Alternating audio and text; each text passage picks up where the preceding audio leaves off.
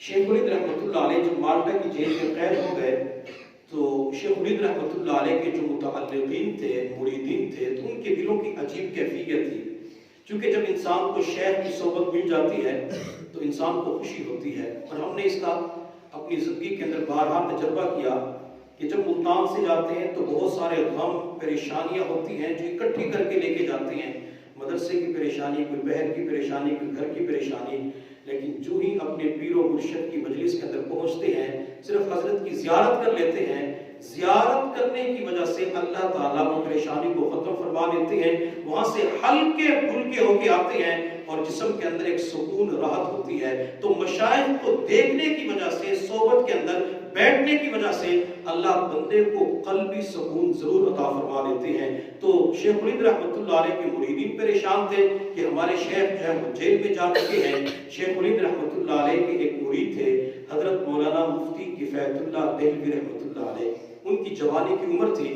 مفتی کفایت اللہ دہلوی رحمۃ اللہ علیہ فرماتے ہیں کہ میری کیفیت یہ بنی کہ میرا نماز پڑھنے کو جی نہیں چاہتا تھا اور زندہ رہنے سے مرنے کو دل کرتا تھا کہ اس زندگی سے تو مر جانا بہتر ہے، جہاں دین کے اندر کام کرتے ہوئے نماز پڑھنے کو دل نہ کرے.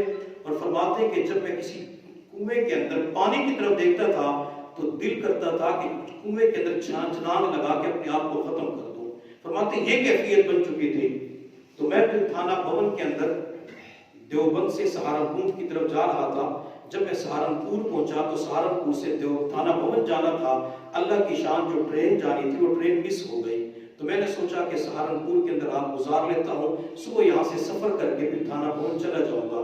فرماتے ہیں کہ مجھے پتا تھا سہارنپور کے اندر حضرت مولانا خلیل الرحمن سہارنپوری رحمۃ اللہ علیہ موجود ہیں. وہ عالم بھی تھے اور شیخ بھی تھے. فرماتے ہیں کہ میں ان کے خانقاہ کے اندر پہنچا، رات کا وقت تھا. تو میں نے کہا حضرت میری کیفیت یہ بن چکی ہے، یوں لگتا ہے کہ جیسے دل کے اوپر تالا لگ چکا ہو، دل کے اوپر مہر لگ چکی ہو، عمل کرنے کو دل نہیں کرتا، میں کیا کروں؟ تو شیخ الحدیث مولانا خلیل الرحمن سہارنپوری رحمۃ اللہ علیہ نے فرمایا کہ رات گزارو اور تہجد کے وقت جہاں بیٹھ کے میں ذکر کرتا ہوں وہاں آ کے تم ذکر کر لینا، تمہاری کیفیت ٹھیک ہو جائے گی. مفتی صاحب فرماتے ہیں کہ میں رات گزرنے کا انتظار کرنے لگا. جب تہجد کا وقت ہوا تو میں حضرت کے پاس بیٹھ گیا. حضرت اس وقت نفی اس بات کا ذکر کر رہے تھے. نفی اس بات کا معنی لا الہ الا اللہ کا ذکر کرنا.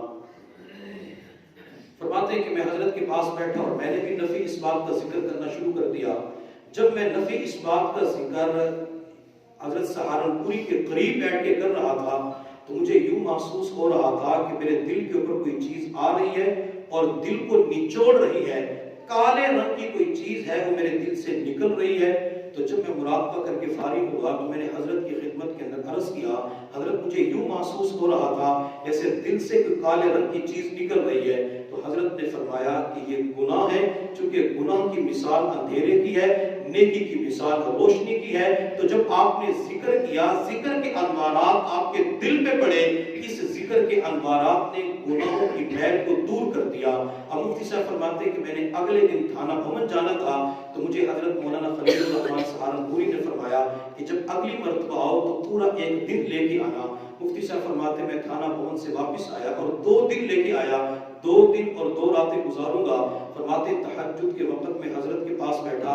حضرت نفی اس بات کا ذکر کر رہے تھے، میں نے آپ کے قریب بیٹھ کے نفی اس بات کا ذکر کرنا شروع کر دیا. فرماتے کہ اس نفی اس بات کے ذکر کا اتنا فائدہ ہوا، اتنا فائدہ ہوا کہ مجھے جو کیفیات شیخ ولید رحمۃ اللہ علیہ کی صحبت کے اندر ملتی تھی، اللہ نے وہ کیفیات مجھے اس رات کے اندر واپس لوٹا دی. تو یہ ہوتا ہے کہ مشائخ سے رابطہ کرنا، ان کو اپنی کیفیات سے آگاہ کرنا، وہ بھی بتاتے ہیں کہ آپ نے کیا کرنا ہے. تو اگر اس کا اہتمام کریں گے تو انشاءاللہ اللہ تعالیٰ کیفیات کو دوام عطا فرمائیں گے اور کیفیات باقی رہیں گی. جب بندے کو کیفیات ملتی رہتی ہے تو اعمال کرنا آسان ہوتا ہے.